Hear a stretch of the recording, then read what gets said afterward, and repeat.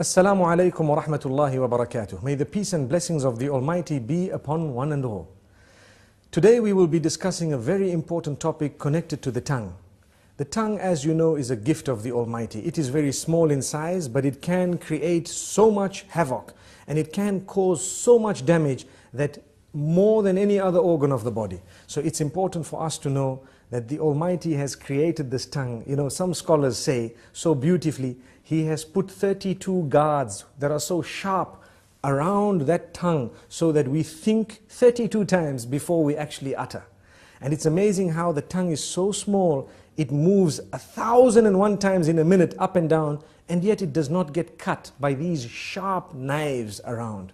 This is the gift of the Almighty. So consider it a gift. Use it as a gift. And the reason we say this is to concentrate more on a specific department of the use of the tongue, and that is when it comes to those we mix with, beginning or starting with our wives, our husbands, our family members, our relatives, and then those we interact with, our friends and so on. What we should know is that the tongue has several different uses. One of them is to taste food, one of them is to speak, and there are so many other uses of the tongue that are there. Some we may know, some we may not know. It's amazing. However, remember, your respect as an individual is very closely connected to how you use the tongue. This is why the Messenger Muhammad, peace be upon him, says, every morning all the organs of the body call out to the tongue and say, fear the Almighty regarding all of us. It is through you that we are known, so be careful what you say. Amazing.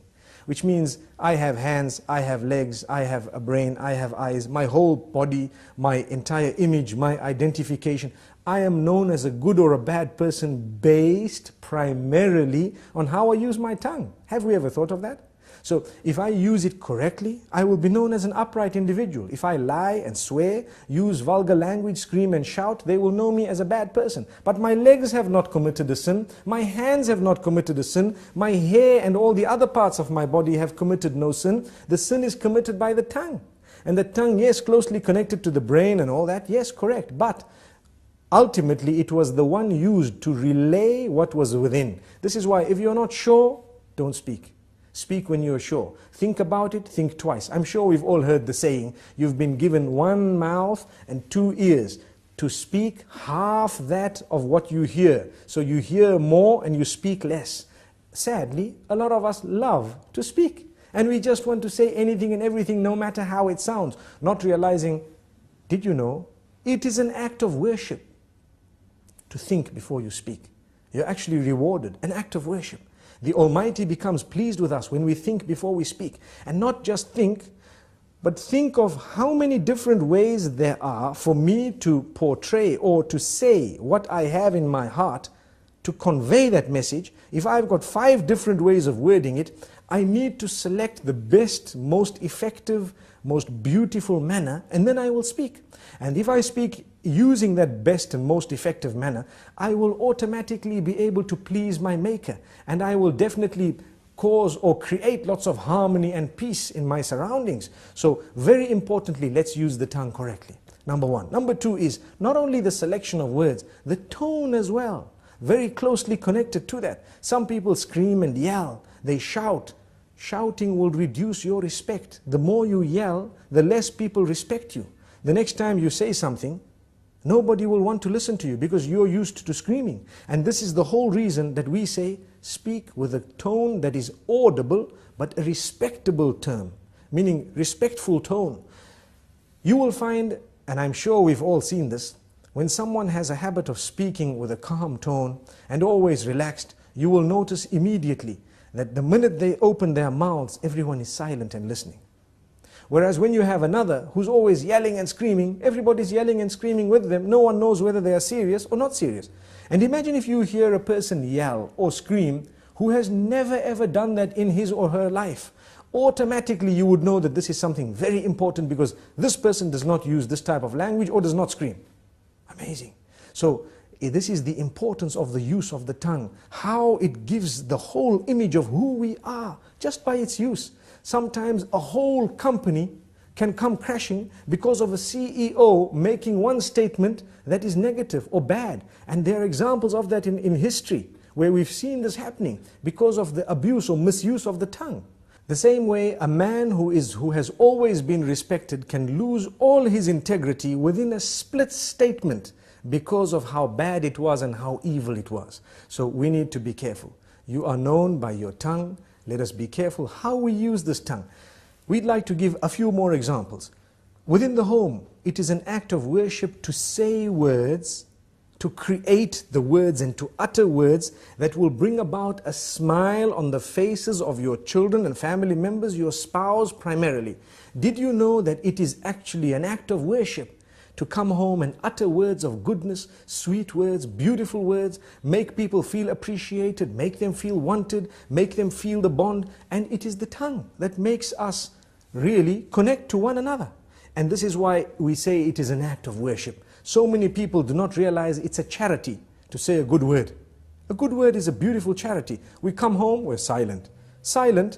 Being silent is something that's not good, especially when it comes to those who are waiting for you to say something of your own family.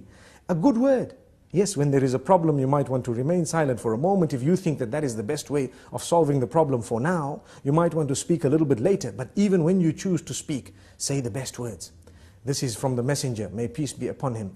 And we always tell people charity begins at home. Sometimes we are very careful of our tongues outside the door. Whereas when it comes to in the home, those who work for us, those who live with us, those who are the closest to us in terms of family and so on, they are so worried of us opening our mouths because every other word is a swear word. Every other word is a lie. Every other word is a word which is derogatory, defaming, which is disrespectful, which causes hurt and harm. Why should we do that? A good Muslim will never utter words that are hurtful to others. There is no need to do that. Even if you disagree, if you disagree with someone, you do not need to utter words that are hurtful to them, belittling them, making them feel like they are not worth it. Sometimes maybe the good statement from your mouth might actually make them change their minds and come on to what you had because you were so good. You came forward so beautifully. This is the religion. This is what we have been taught. Now let's ask ourselves, do we as Muslims really follow these teachings? We call ourselves Muslims. A lot of the times we swear so much that even those who are not Muslim are embarrassed. And it gives the wrong image of the teachings of the beloved messenger. May peace be upon him. And may the peace be upon all the other messengers. We shouldn't be doing this because we have the responsibility of portraying the correct image of the teachings of the Almighty. And these teachings primarily begin with a good tongue. The messenger, when he was sworn, he did not swear back. He never swore back. The swear words never came out of his mouth. He says, a true believer is not he who is vulgar, is not he who speaks hurtful statements, is not he who lies, is not he who utters words that are hurtful to people, words that are incorrect, unjust. So we need to learn from this. Let us learn to be honest, tell the truth. For indeed to lie would be a burden on the shoulders. And it would be a very, very grave burden on the day of judgment. We should not be lying. We should not be hurting people's feelings. I hope I've said a little bit to motivate people to use their tongues in a better way, starting with myself and then everyone else. Remember, choose the best words, choose the best expressions, for indeed, to do that is a great act of worship. Until we meet again, Assalamu alaikum wa rahmatullahi wa barakatuh.